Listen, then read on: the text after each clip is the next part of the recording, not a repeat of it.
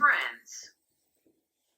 In last video, we demonstrated how to build a 3D model of a microstrip line to SIW transition in CST, and we ran the simulation and optimized the results.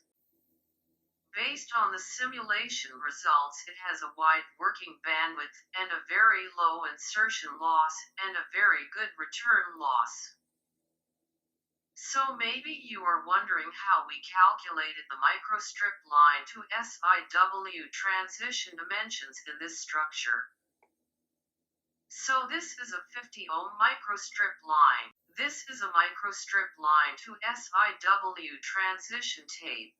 So this width of 50 ohm microstrip line is easy to calculate, and this SIW dimensions I'll show you how to make a decision. For this tape width, we need to calculate it based on some experimental formulas. And for this length, normally it is a 1/4 of a guided wavelength at the expected working frequency. So first one, for the SIW width, it is not hard to decide it, such as this SIW we expected to working at 28 GHz. First, let's have a look what's the metallic waveguide's dimensions when it is running at 28 GHz. For this one, this is its working frequency. It can cover 28 GHz, and this is its physical dimensions. This is the width, this is the height. So we can set this as 7.1, this is a 3.6. So let's write down these, remember. This is 7.1, the width, and the height, it's 3.6. So we just write down these numbers first. Just write down these numbers. And I will explain to you how these numbers are linked to our SIW width. In today's video, I will decide how to calculate this microstrip line to SIW transitions dimensions. So this dimension is based on some experimental formulas which are published in some papers. The paper I referenced is called Design Equations for Tapered Microstrip to SIW, which is substrate integrated waveguide transitions. So this is the reference I used to calculate the microstrip line to SIW tape dimensions. This is the equations in this paper. Before we start, I need to point out some preconditions. In most cases, the tape width is larger than the 50 ohm microstrip line width. So the equations for the calculation methods I shared in this video is based on this precondition. If the tape width is smaller than the 50 ohm microstrip line width, the equations will be a little bit different. So let's look at equations we are going to use. This is the key equation help us decide what's the microstrip line to SIW transition width. In this equation, the AE stands for the effective width of the SIW width. The distance between these two rows of bias, this row, and this row. These two rows of bias, this distance we will call it, let's name it as letter A, which is the SIW width, which is the physical width, but the SIW effective width is a little bit different from the physical width, and the effective width for the SIW we named as AE. And this is epsilon R. Epsilon R stands for the permittivity of the substrate we used for this structure, and epsilon RE is the effective permittivity of the structure we build up. Such as for this part. Basically we have a bottom copper, the middle is substrate, at the top is a microstrip line, This is a 50 ohm microstrip line. This is tapered microstrip line. And this structure, this microstrip line structure, its effective permittivity of the substrate is influenced by these microstrip lines' width. Later, I will show you how these width influences the effective permittivity of the microstrip line structure substrate. So this epsilon ER stands for the effective permittivity of the structure. This E is a constant number, and this WE can be calculated by these equations. So basically, when we solve this equation, we will find the tape width. But solving this equation is a little bit hard. So what I'm trying to do is, I'm trying to give the tape width different values, and then use this equation. Using the left part subtract by the right part, and then have a look what's the difference between the left hand and right hand. When the difference is small enough, and then we will find the corresponding tape width. That's the expected values we want to have in our simulation. This is the main idea of this video, and let's start with the detailed levels. First, we are going to calculate for the SIW structure. What's the effective width of the SIW? Here we have a physical width. Letter A stands for the physical width of SIW. Let's just give it a number, 4.5 in millimeter.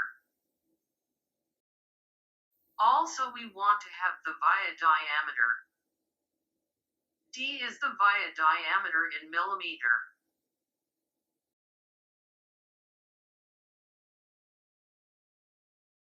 And P is pitch. Pitch means, such as here, the center-to-center distance between two adjacent vias. P is the pitch. Make it more specific, via pitch in millimeter.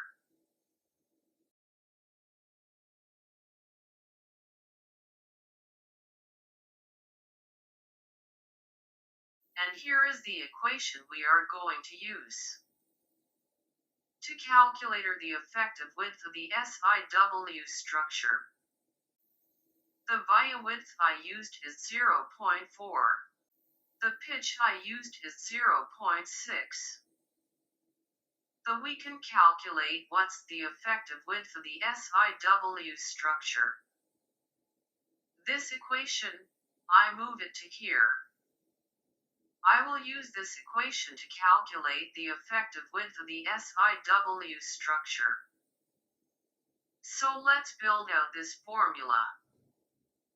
It equals to the physical width minus 1.08 times via diameter, square, divided by the via pitch, plus 0.1 times the via diameter, square, divided by physical width. So you can see here, we've already calculated what's the effective width of the SIW. And this width, let's make a quick calculation.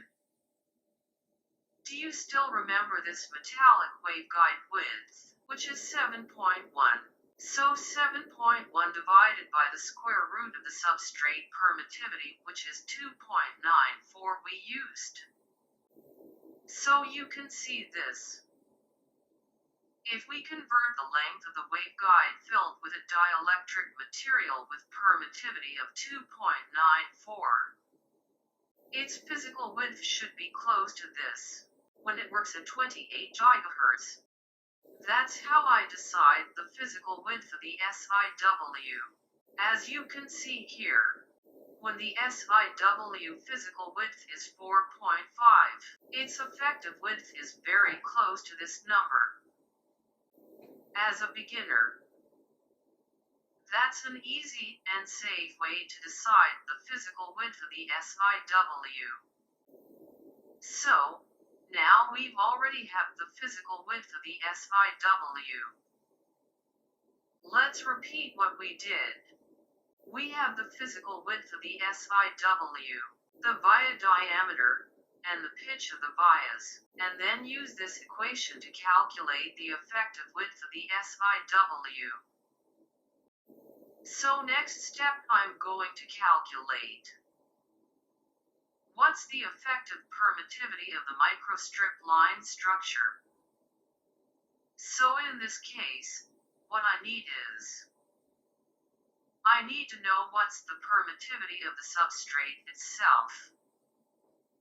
I also want to know what's the height.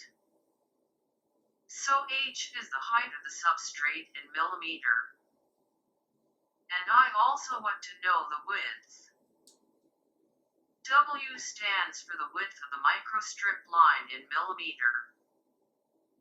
Then we will have the effective permittivity. The substrate permittivity we used is 2.94, and the height we used is 0.254. And the width, let's say, for a 50 ohm microstrip line, is 0.647. This is 50 ohm microstrip. This is just an example about how we calculate the microstrip line structure's effective permittivity. So this one will equal to permittivity plus 1 divided by 2 plus permittivity minus 1 divided by 2, and then divided by square root of 1 plus 12 times the height divided by the width. So here is the effective permittivity. Here ER plus 1 divided 2 plus ER 1 divided 2 divided by the square root of 1 plus 12 times height divided by the width. So equation is exactly the same as this one. Just replaced some parameters by more detailed equations. So now we have the effective permittivity of the microstrip line structure. So I'm going to make little change and just want to lock this number cell.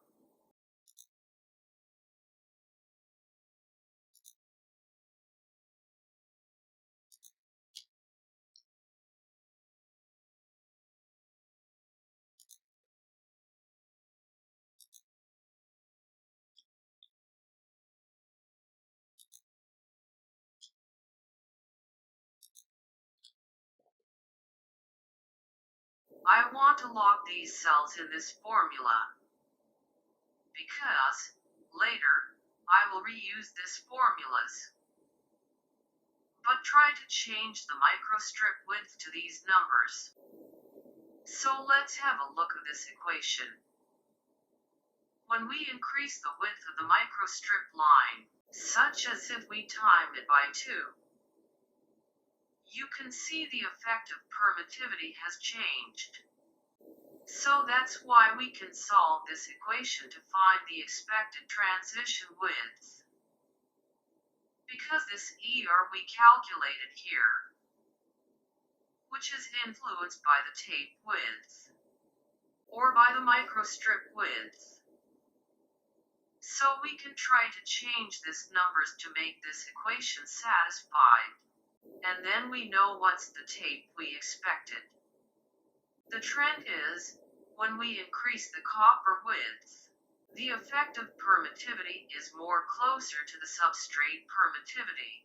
It is easy to understand. If you imagine in this structure, we only have a bottom copper and substrate. The top is air, so the effective permittivity is more likely the average value between the substrate permittivity as the air value, which is 1, when we increase the copper width on the top. So the EM wave is more restricted by the top layer copper and bottom layer copper.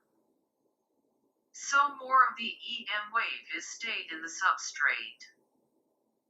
So in this case, the effective permittivity will less be influenced by the air. Effective permittivity will be more close to the substrate permittivity itself. So let's go back here. If we try to increase the width by some ridiculous number, such as make it very wide, put a very wide copper on the top layer. So you can see that this effective permittivity increased a lot, and it's more closer to the substrate permittivity itself. Let's recall what I did here. What I did here is I tried to calculate what the effective permittivity based on different width of the microstrip lines. I'm trying to get the equation to calculate ER in this equation. So we have this very important equation now. Next step, what I'm trying to do is, I'm trying to put a different tape width into this formula. In this formula, now we have AE. AE is calculated by here. And WE can be replaced by this equation. And the permittivity ER, we've already have it here, right? So the effective permittivity we can calculate from here, which is highly depends on the microstrip line width.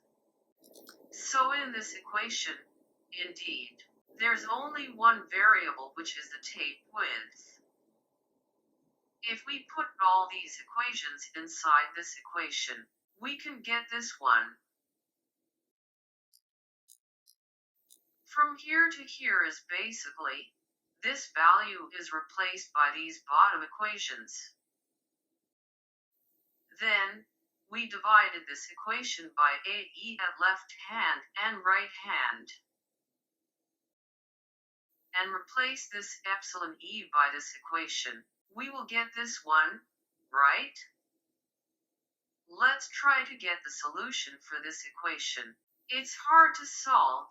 We just try different value of tape width and check whether the equation is satisfied. You can see the left hand can be replaced by this equation. So all the parameters in this equation, the only variable is W. W stands for the tape width. And at the right hand, the only variable is also W, which is the tape width. So we can try different tape widths and try to find the difference between these two equations.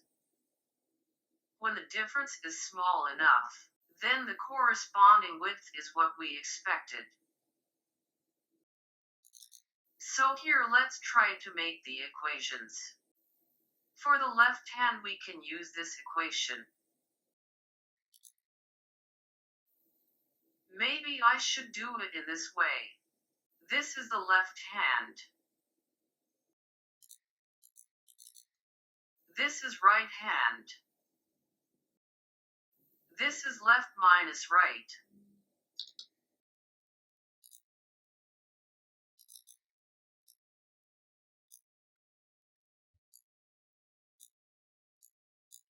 So we have the left hand part equation like this one. And the right hand equation is this part. And then subtract the left by the right. Then we will get what's the difference between the left hand and right hand in this equation, and we can try to find the responding tape width. That's the basic idea. So let's first get the left hand equation. So we have a 120 times pi and divided by this eta. Eta is the characteristic impedance of EM wave, which is 377 ohms, and times the height. Height is here. And I want to lock this cell. So I will use dollar to lock it. Now we have this one. What we have in the equation, the width divided by the height. So what we are going to do, this is the tape width divided by the height. Since we do not want to change the height in the equation, we just lock this cell. plus 1.393 and plus 0.667 times ln. We have ln at here. Inside the ln is the width divided by height. And I also want to log the height.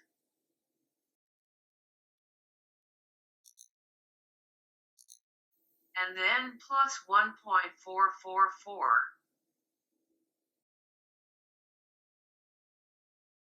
Looks like something is wrong in this equation. Let's double check it.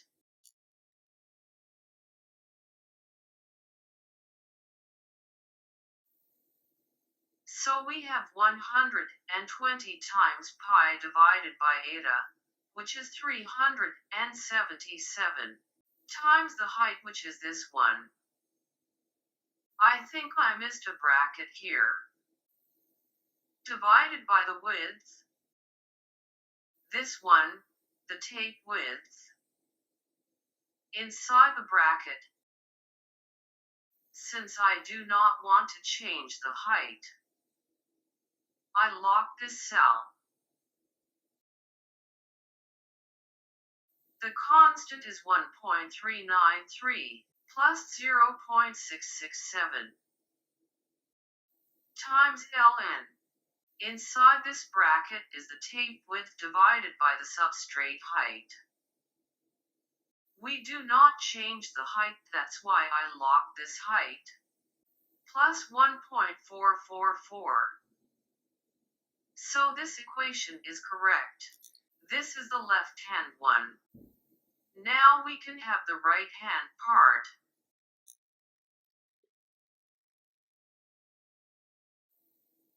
The right hand is here.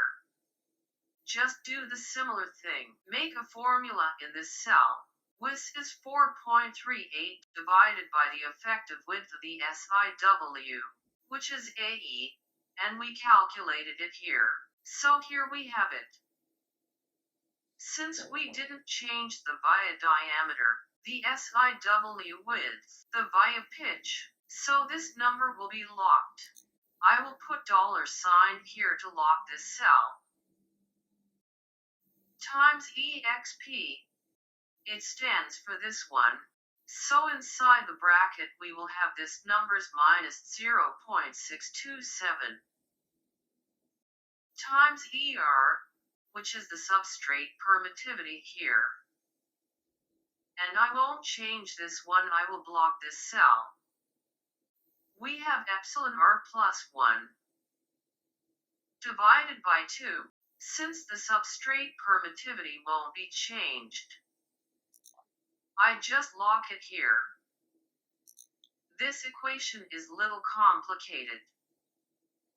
So let's make sure we have made any errors. We are focusing on this part. There are inside this bracket. This 1 times ER divided by this one. I think I need to add a bracket here. Inside the bracket, we have ER plus 1 divided by 2. Here is ER minus 1. Since the substrate permittivity won't be changed, I will lock this cell. And divided by 2.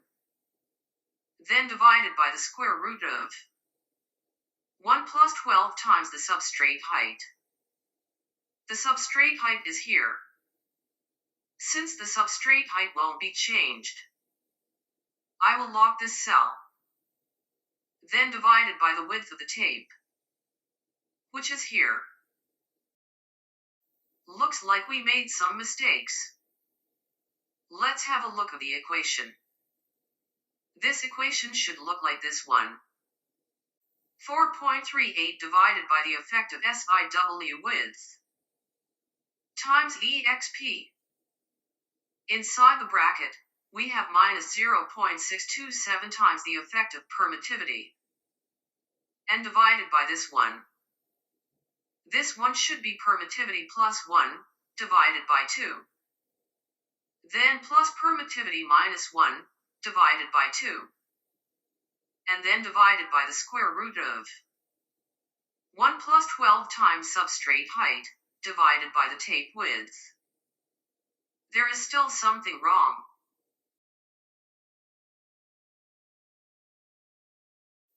I think I missed a bracket. Now the equation is correct. Let's recall what we did here. The left hand of this equation is here. This is the right hand of this equation.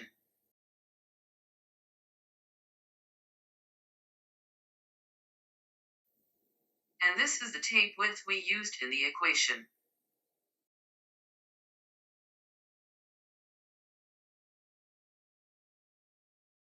Next step, we will try to find the difference between the left and right hand of this equation, which is this one minus this one.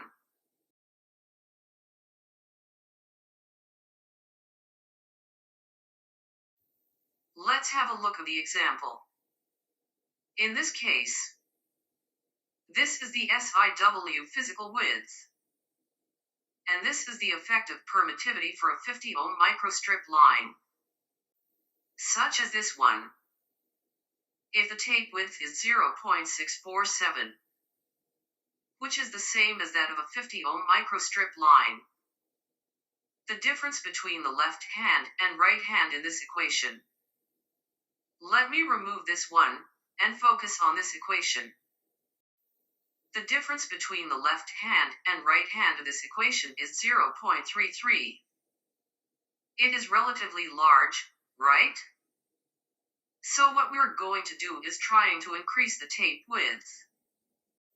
As I explained before in our scenario, the tape width is larger than that of a 50 ohm microstrip line. So we can try the value from the microstrip line width and increase the tape width step by step. I don't know the proper tape width now. I just focus on the difference between the right and left hand of this equation. So let's have a look. Let's go down to here. So this is all the corresponding value of the left hand in this equation. This is all the corresponding value of the right hand in this equation. In these two parts, the only variable is the tape width. And this is the difference between left and right hands in the equation. We notice here, its difference is positive. This is negative. So we know the proper value for a tape width should be between these two. Let's try a smaller incremental step width for the tape width. These numbers, we don't need them anymore. Let's move them away.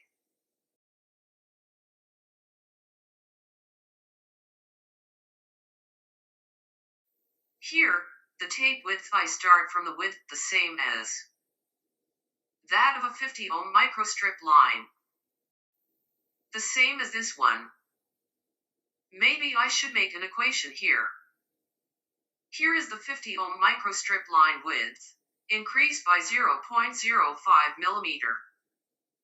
I selected this number because I considered the accuracy in the engineering step or in the machining step of the PCB. Let's first try to increase the step width by 0.5 and calculate what is the value for the left. What's the value from the right? This is the difference between the left and right.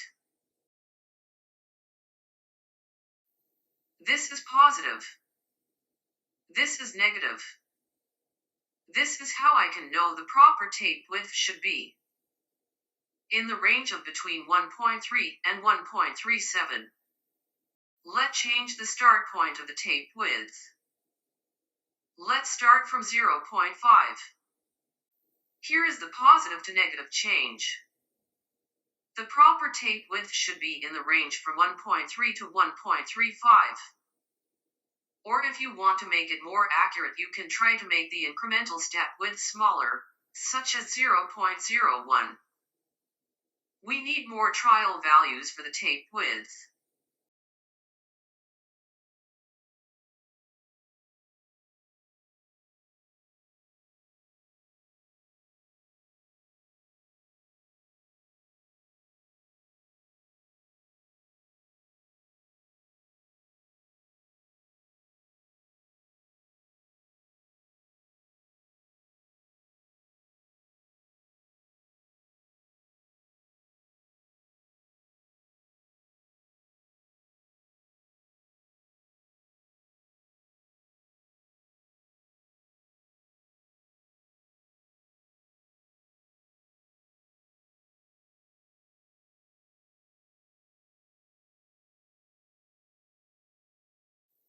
Let's try to set the incremental step width as 0.03.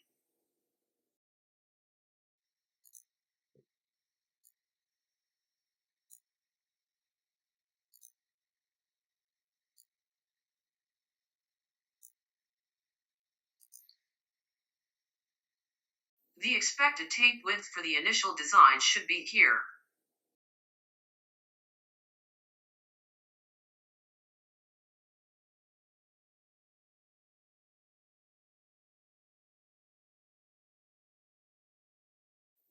If we can make a 2D plot of this equation, it will be easier for us to find the proper tape width. And this is what I want to share with you about how to find the proper initial values for the tape between the microstrip line to SIW. I also tried to make it even more user-friendly. So I made a graphic user interface. Here I can calculate the 50 ohm microstrip line width. Such as, in our case we have substrate height of 0.254 millimeters. The relative permittivity of the substrate is 2.94. The impedance of the microstrip line is 50 ohms. I just click this to calculate the 50 ohm microstrip line width. That is why I use this number here.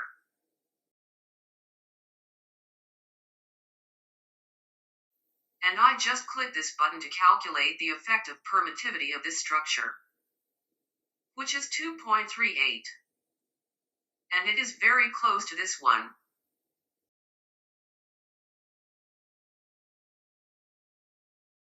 This will help me calculate what's the SIW width should be. In our case, the substrate height is 0.254.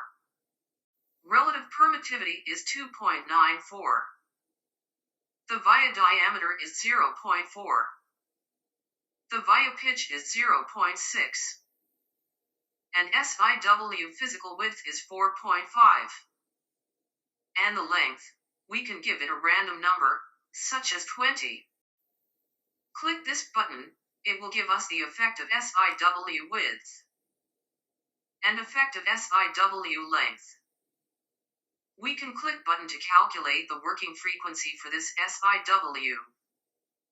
It indicates what's the cutoff frequency of the SIW and the recommended working frequency for this SIW.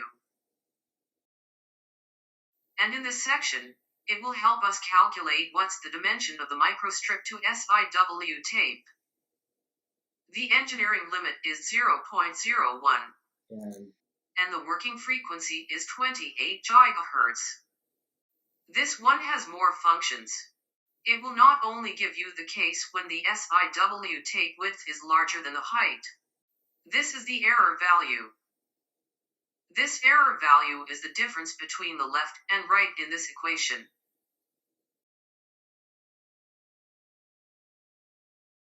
I just click this button. It gives us the tape width, which is 1.33. This is for the transition, or the microstrip line width is larger than the substrate height. This is the same as what I demonstrate in the spreadsheet. Hope this video inspired you.